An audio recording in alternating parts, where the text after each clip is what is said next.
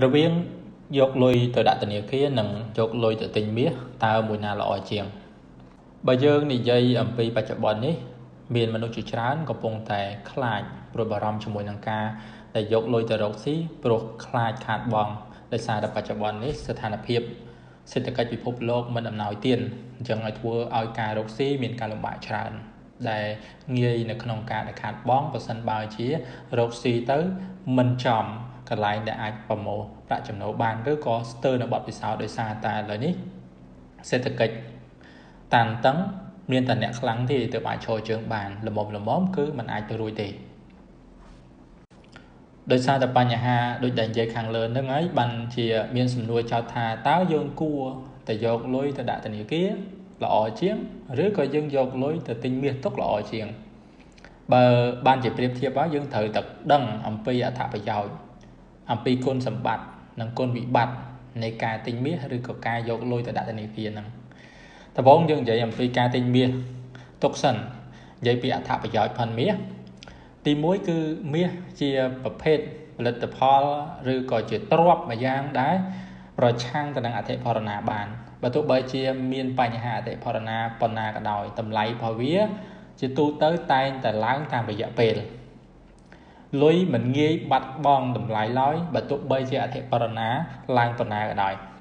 ที่ปีเมียจะตรวจสมบัติเพียบเมียกิเถอบานจะตกทายจะตรวจสมบัติเพียบโป้คือตัวใบทันในขนมไปแต่เศรษฐกิจละอ้อไปแต่เศรษฐกิจมันละอ้อเมียnơiแต่ซาตำไลบานยังละอ้อตำไลเวียมันเจ็บบัดบองลอยเขาจะตูเตอร์ปีมาชนำตัวมาชนำเวียตายตายลางทลายประตูใบจะมีเป็นคลาวิจอมติดมาระยะเป็นข่อยม็อกวิกุงลางทลายวิ่งที่ใบเพียบเงยสรุลนี่คือจุดน้อยละอ้อระบอบเมียแต่ทัวเอาเมียนมันดูจีจ้าโจจะติ่งปีโปรไปแต่เมียนตระกาลอยปัตตวันยังอาจยกเมียแต่ลูกดอกสายปัญหาเพลียมบานยัยปีคนสมบัติเวียขังเหลือให้จังน้าก็เมียนคนวิบัติกระดาที่มวยนั่นคือการได้เหมือนบ้านกาประ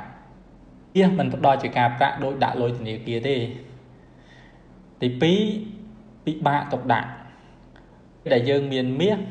เชื่อตรอบปัญหายังก็ปีบะในทางการตกด่าได้เปอร์เซ็นต์บายเชื่อเมียนการเทไปให้ไอเทอร์อ่อยปัดบ้องอันนั้นคือเชื่อปัญหามวยได้เรื่องเมียนคนสมบัติช้านแต่คนวิบัติคือการได้วิมันบานกาพระนั้นยืมปีบาตกดักแล้วยังใหญ่ปีกาด่าลอยในตัวนี้เกี่ยววิ่งแต่บอกยังใหญ่ปีอัฐประโยชน์พันวีอัฐประโยชน์ปีกาด่าลอยในตัวนี้เกี่ยวที่มวยคือทันนี่กระตัวบานกาพระแต่จะดอยจานกระดอยแต่ตัวบานกาพระที่ปีห้านิเพยเตียบการด่าลอยในตัวนี้เกี่ยวคือสมบัติเพียบนังหานิเพยเตียบบ่มพอดที่ใบเงียดอกในไปได้ยังด่าลอยในตัวนี้เกี่ยวคือเงียสวยดอกเหมือนเต้นในไปได้ยังถ่ายกาเป็นนะคือยังไอดอกบานสั่งตายบ่เพยบุญเมายังไอใหญ่บ้านทั้งบ่เพยบุญเมาคนท่าตัวนี้เกี่ยวมาจำนวนอาจในดอกบอลคลาสมันตอนเมียนตัวไอเถอะมาจะดังแต่ยังน่าจะตัวเตอร์ตัวนี้เกี่ยวจะเป็นเส้นในสระขมายยังคือเงียสวยในขนมกาดอกหรือด่าเหมือนเต้นอันนั้นคือคนสมบัติในการด่าลอยตัวนี้เกี่ยวอันเป็นคนวิบัติเวียวิ่งการด่าลอยตัวนี้เกี่ยวลอยอาจบัดบองทำลายในขนมการในได้อาจจะพรณาการล้างครั้งการด่าลอยตัวนี้เกี่ยวอาจเวอร์เอาลอยระบายเยอะนั้นบัดบองทำลายได้ที่ปี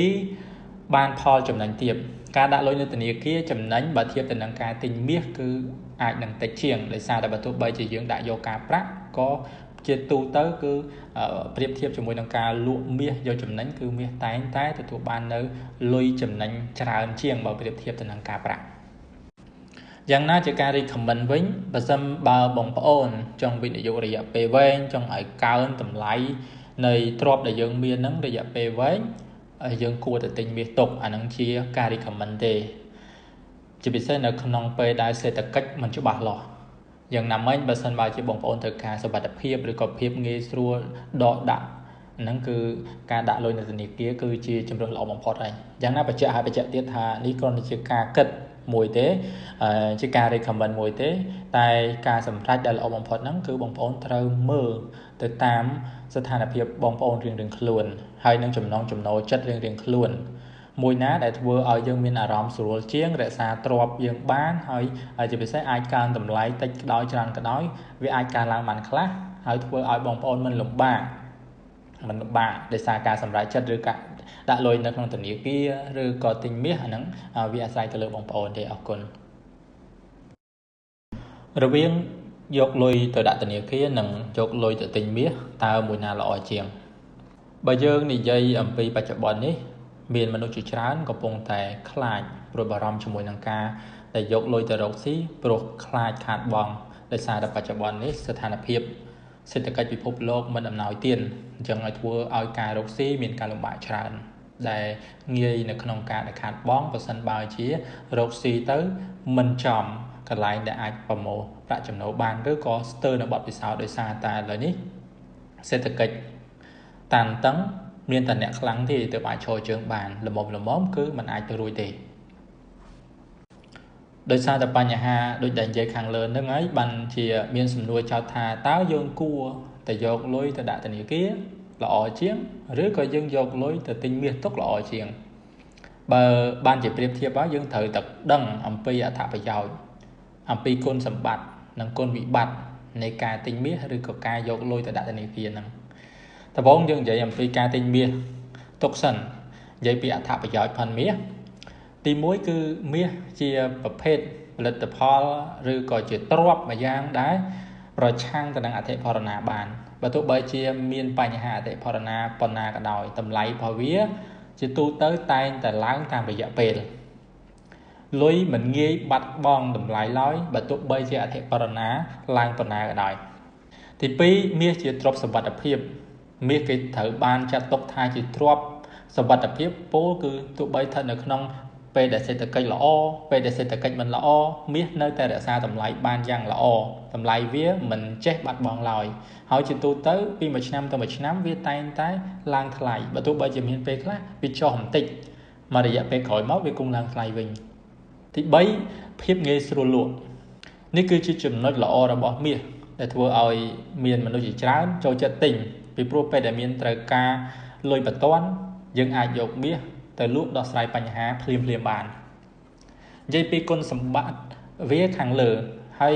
យ៉ាងណាក៏មានគុណវិបត្តិខ្លះដែរទី1ហ្នឹងគឺការដែលមិនបានការប្រាក់មាសមិនផ្ដល់ជាការប្រាក់ដោយដាក់លុយធនាគារទេទី2ពិបាកទុកដាក់ដែលយើងមានមាសជាទ្រព្យប៉ុន្តែយើងក៏ពិបាកនៅក្នុងការទុកដាក់ដែរបើសិនបើជាមានការធ្វើប្រហែសអាចធ្វើឲ្យបាត់បង់អាហ្នឹងគឺជាបញ្ហាមួយដែររឿងមាសមានគុណសម្បត្តិច្រើនតែគុណវិបត្តិគឺការដែលវាមិនបានការប្រាក់និងយើងពិបាកទុកដាក់ឥឡូវយើងនិយាយពីការដាក់លុយនៅធនាគារវិញដំបូងយើងនិយាយពីអត្ថប្រយោជន៍ផងវាអត្ថប្រយោជន៍ពីការដាក់លុយនៅធនាគារទី1គឺធានាទទួលបានការប្រាក់តិចក៏ដោយច្រើនក៏ដោយតែតែងតែទទួលបានការប្រាក់ទី2ហានិភ័យទាបការដាក់លុយនៅធនាគារគឺសុវត្ថិភាពនិងហានិភ័យទាបបំផុតទី3ងាយដកនៅពេលដែលយើងដាក់លុយនៅធនាគារគឺងាយស្រួលដកមែនតើនៅពេលដែលយើងត្រូវការពេលណាគឺយើងអាចដកបានសឹងតែ24ម៉ោងយើងអាចនិយាយបានថា24ម៉ោងគ្រាន់ថាធនាគារមួយចំនួនអាចនៅតំបន់ខ្លះមិនទាន់មានទូ ATM អីជាដើមប៉ុន្តែយ៉ាងណាជាទូទៅធនាគារជាពិសេសនៅស្រុកខ្មែរយើងគឺងាយស្រួលនៅក្នុងការដកឬដាក់មែនតើអាហ្នឹងគឺគុណសម្បត្តិនៃការដាក់លុយធនាគារអំពីគុណវិបត្តិវាវិញការដាក់លុយធនាគារលុយអាចបាត់បង់តម្លៃនៅក្នុងករណីដែលអតិផរណាកើនឡើងខ្លាំងការដាក់លុយធនាគារអាចធ្វើឲ្យលុយរបស់យើងនឹងបាត់បង់តម្លៃដែរទី2បានផលចំណេញទាបការដាក់លុយនៅធនាគារចំណេញបើធៀបទៅនឹងការទិញមាសគឺអាចនឹងតិចជាងដោយសារតែបើទោះបីជាយើងដាក់យកការប្រាក់ក៏ជាទូទៅគឺប្រៀបធៀបជាមួយនឹងការលក់មាសយកចំណេញគឺមាសតែងតែទទួលបាននៅលុយចំណេញច្រើនជាងបើប្រៀបធៀបទៅនឹងការប្រាក់យ៉ាងណាជាការ recommend វិញបើសិនបើបងប្អូនចង់វិនិយោគរយៈពេលវែងចង់ឲ្យកើនតម្លៃនៃទ្រព្យដែលយើងមានហ្នឹងរយៈពេលវែងយើងគួរតែទិញមាសទុកអានឹងជាការ recommend ទេជាពិសេសនៅក្នុងពេលដែលសេដ្ឋកិច្ចមិនច្បាស់លាស់យ៉ាងណាមិញបើសិនបើជាបងប្អូនត្រូវការសុវត្ថិភាពឬក៏ភាពងាយស្រួលដកដាក់ ហ្នឹងគឺការដាក់លុយនៅធនាគារគឺជាជំរើសល្អបំផុតហើយយ៉ាងណាបញ្ជាក់ទៀតថានេះគ្រាន់តែជាការគិតមួយទេជាការ recommend មួយទេតែការសម្រេចដែលល្អបំផុតហ្នឹងគឺបងប្អូនត្រូវមើលទៅតាម